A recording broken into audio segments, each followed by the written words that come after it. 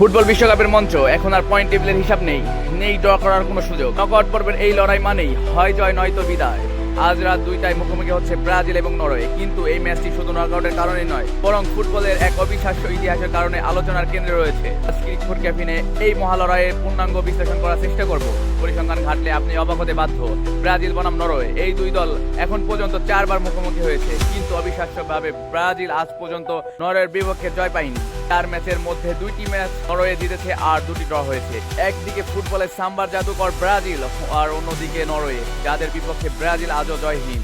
আজ রাত 2টায় round of 16-এ Brazil কি পারবে এই দীর্ঘ খরা কাটিয়ে ইতিহাস বদলাতে? তবে ইতিহাস ছাড়াও ব্রাজিলের সামনে এখন বড় দুশ্চিন্তার কারণ হয়ে দাঁড়িয়েছে ইনজুরি কাটিয়ে নেইমার ফিরলেও তিনি এখনো তার সেরা ছন্দে ফিরতে পারেনি এবং যথেষ্ট ম্যাচ টাইম পাচ্ছে না নেইমার জুনিয়র। এছাড়াও রাফিনহা, লুকাস পাকুয়েতা এবং অভিজ্ঞ ক্যাসিমিরোর মতো গুরুত্বপূর্ণ খেলোয়াড় ইনজুরিতে পড়েছে। এই খেলোয়াড়দের ইনজুরি ব্রাজিল কোচিং স্টাফ এবং ভক্তদের জন্য বড় এক মাথা ব্যথার কারণ হয়ে দাঁড়িয়েছে। এত বড় ম্যাচের মূল ভরসাগুলো অনুপস্থিত বা ফিটনেসের ইস্যুতে ব্রাজিল ছন্দকে কতটা ব্যাহত করবে তা নিয়ে সমর্থকরা বেশ চিন্তিত।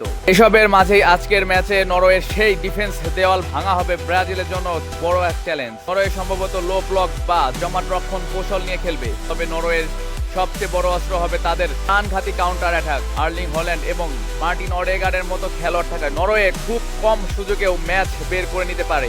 ব্রাজিল যখনই গোল করার জন্য আক্রমণ করবে, তখনই অডেগার্ডের পাস থেকে হল্যান্ডের গতি ব্রাজিলের রক্ষণ ভাগের জন্য চরম বিপর্যয় ডেকে আনতে পারে। অর্থাৎ রক্ষণে ভারসাম্য রেখে আক্রমণ করাটাই হবে আজকের ম্যাচের মূল মন্ত্র। সংখ্যান এবং বর্তমান ইনজুরি সমস্যা সব মিলিয়ে আজকের ম্যাচটি ব্রাজিলের জন্য এক কঠিন অগ্নি পরীক্ষা।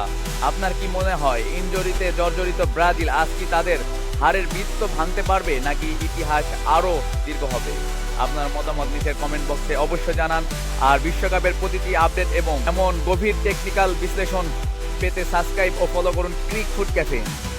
দেখা হচ্ছে পরবর্তী ভিডিওতে। ধন্যবাদ।